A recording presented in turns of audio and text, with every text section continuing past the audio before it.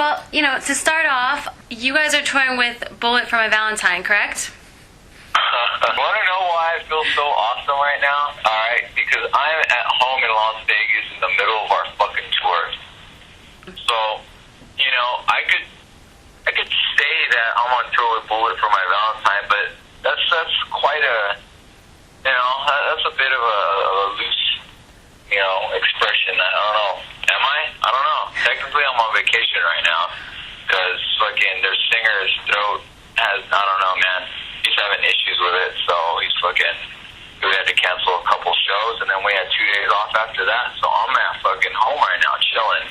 So you want to know how it's going? It's going great because when I'm not on tour, things are awesome.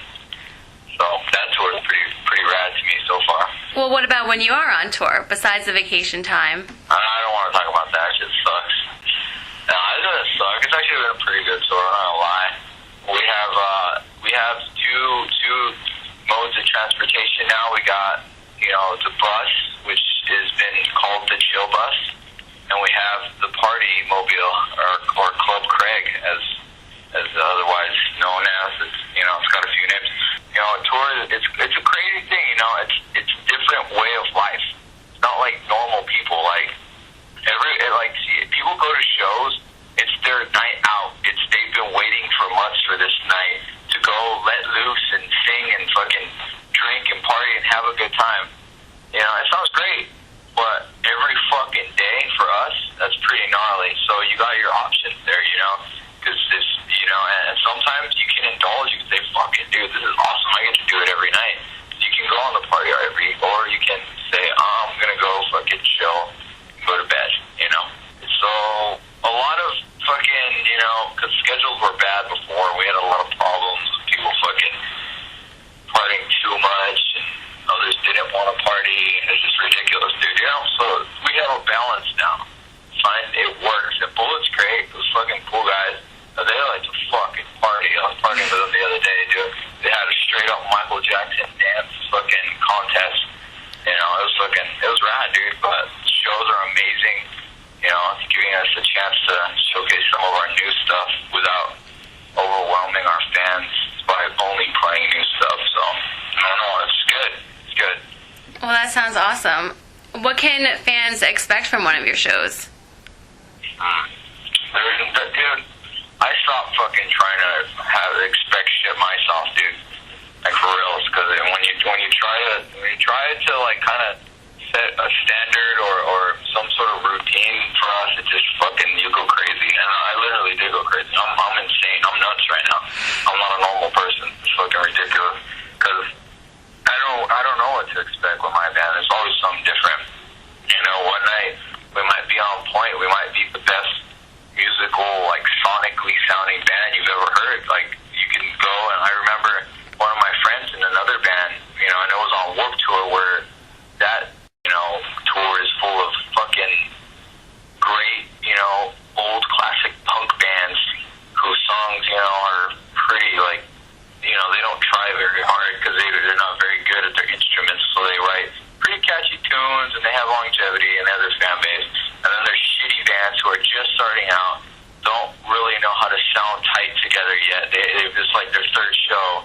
And, so my friend comes up to me and goes, dude, you guys are like a professional band. You guys sound like a real band. Like you guys are shred and you sound tight. You sound like your CDs and stuff.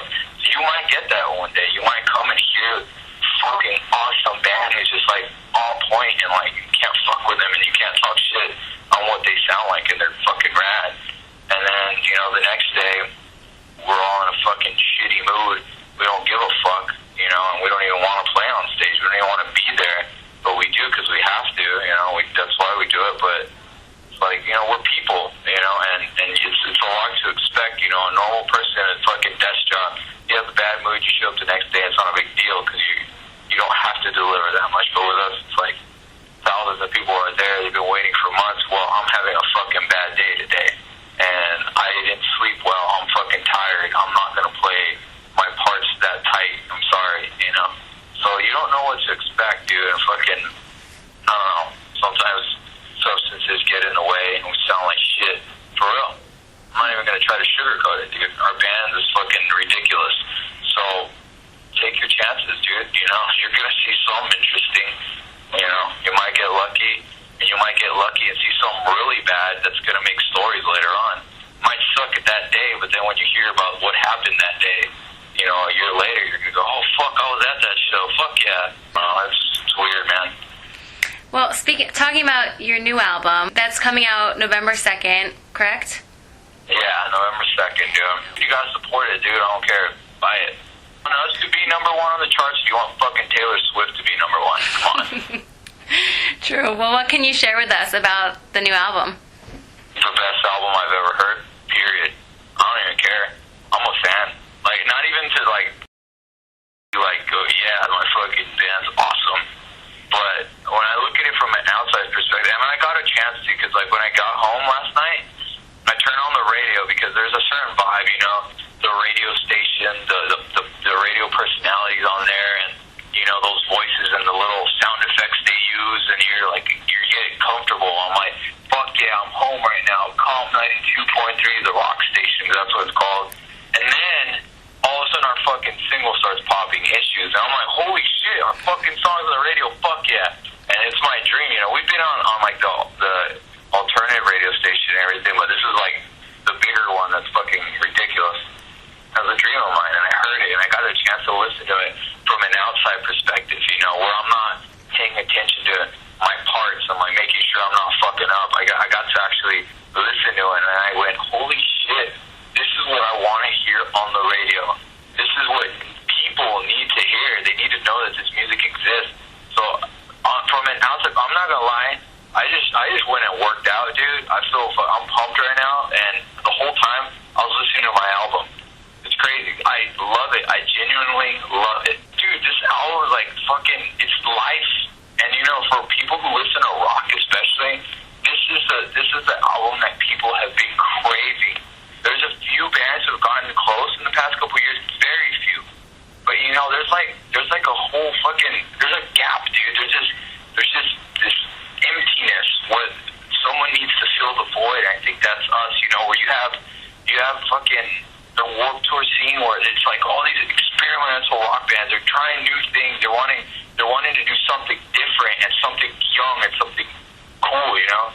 And they're missing the mark a little bit, dude, because maybe some of them don't have the experience yet to write a fucking record that reaches everybody, you know. They don't know how to package a song, even though their sound is great. They can't write that song yet. Maybe some of them get jaded and make really experimental shit that sounds cool, but, you know, it's fucking like, come on, I just want to hear a song.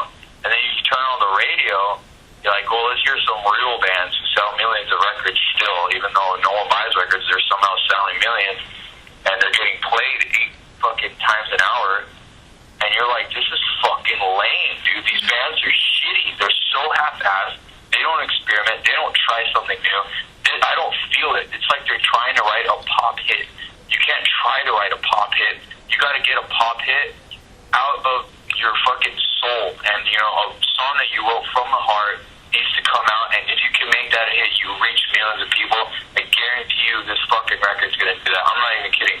It's like, the ballad, dude, that we wrote on here is called The World Around Me. Best song I've ever heard. Best fucking song. When I listen to it, I still get chills, and then I do step back into my own head and go, I'm fucking part of this record. Are you kidding me? I don't even know. I just like it. I'm not gonna say it's better than anything, but it's what I've been wanting to hear all my life. It's fucking awesome. It like, I'm excited right now. I'm telling you, this is gonna be your favorite record. And you know what? It's the kind that every time you listen to it, you like it even more. You're like, holy shit, dude. Because when I first heard it, I'm like, you know, it's fucking rad. What's missing? What do we need here? And then the more I listen to it, I'm like, dude, it's fucking, there's nothing missing. I just went through every emotion, you know, that I can feel as a human being. I just listen to this song that makes me want to fuck. Makes me want to, like, go find a hot-ass girl, fuck the shit out of her. And I listen to this song that fucking, you know, breaks me down and finds my addictions and makes me go, holy shit, I'm fucked inside. Why can't I let this shit go? Why can't I let it go?